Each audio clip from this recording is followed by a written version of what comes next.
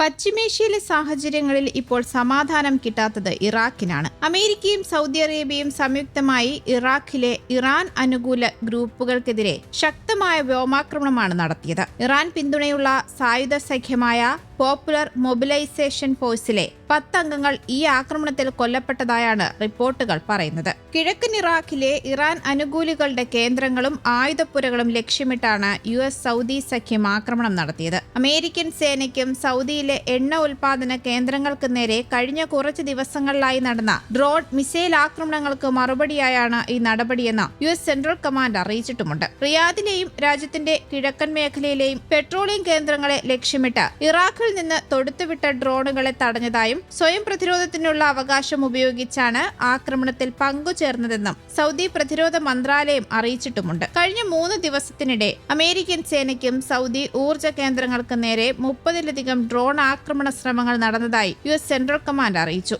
ഈ ആക്രമണങ്ങൾ നയിക്കുന്നത് ഇറാന്റെ ഇസ്ലാമിക് റവല്യൂഷണറി ഗാർഡ് കോർപ്സ് ആണെന്നാണ് അമേരിക്ക ആരോപിക്കുന്നത്. ഇറാനുമായി നേരിട്ടുള്ള ഏറ്റുമുട്ടൽ നിർത്തിവെച്ച് നയതന്ത്ര ചർച്ചകൾ പുനഃസ്ഥാപിച്ചിരിക്കുന്ന വേളയിലാണ് ഈ ആക്രമണങ്ങൾ നടന്നത്. ഇറാൻ അനുകൂല ഗ്രൂപ്പുകൾ ആക്രമണം തുടർന്നാൽ അമേരിക്ക ശക്തമായി തിരിച്ചടിക്കുമെന്ന് സെൻട്രൽ കമാൻഡ് കൃത്യമായ മുന്നറിയിപ്പുകൾ നൽകിയിട്ടുമുണ്ട്. ഇറാഖിലെ ഇറാൻ പിന്തുണയുള്ള ഗ്രൂപ്പുകൾക്ക് നേരെ നടത്തിയ വ്യോമാക്രമണം അന്താരാഷ്ട്ര നിയമങ്ങൾ അനുസരിച്ചുള്ള സ്വയം പ്രതിരോധത്തിന്റെ ഭാഗമാണെന്നാണ് സൗദി അറേബ്യ അറിയിച്ചത്. അമേരിക്കൻ സെൻട്രൽ കമാൻഡുമായി സഹകരിച്ചാണ് ഇറാഖിലെ വിവിധ പ്രദേശങ്ങളിൽ ഇറാൻ പിന്തുണയുള്ള സായുധ ഗ്രൂപ്പുകളെ ലക്ഷ്യമിട്ട് ആക്രമണം നടത്തിയത്. 2 ദിവസമായി സൗദി അറേബ്യയിലെ എണ്ണ കേന്ദ്രങ്ങളെ ലക്ഷ്യമിട്ട് നടത്തിയ ഡ്രോൺ മിസൈൽ ആക്രമണങ്ങൾക്ക് തിരിച്ചടിയായാണ് ആക്രമണം നടത്തിയതെന്ന് സൗദി വിദേശകാര്യ മന്ത്രാലയം കൃത്യമായി വ്യക്തമാക്കിയിട്ടുമുണ്ട്. ഐക്യരാഷ്ട്രസഭ ചാർട്ടറിന്റെ 51-ാം അനുച്ഛേദ പ്രകാരം സ്വയം പ്രതിരോധത്തിനുള്ള അവകാശം ഉപയോഗിക്കുകയായിരുന്നു സൗദി. ജൂലൈ 27-നും 28-നും നടത്തിയ ഡ്രോൺ ആക്രമണങ്ങളെ സൗദി അറേബ്യ നേരത്തെ തന്നെ അപലപിച്ചിരുന്നു. മേഖലയിലെ സംഘർഷം പരിഹരിക്കാൻ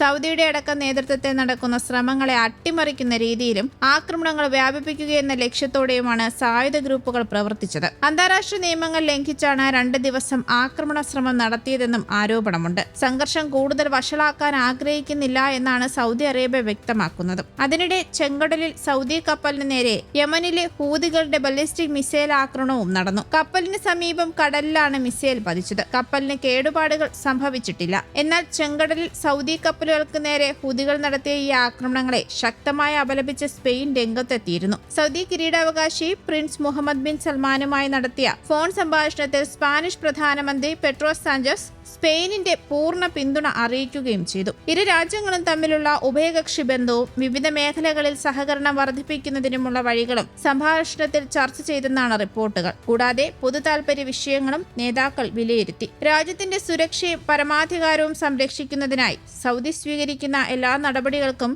സ്പെയിനിന്റെ പൂർണ്ണ പിന്തുണയും ഐക്യദാർഢ്യവും പെട്രോ സാഞ്ചസ് പ്രഖ്യാപിച്ചിട്ടുമുണ്ട്. News desk Kerala Kaumudi.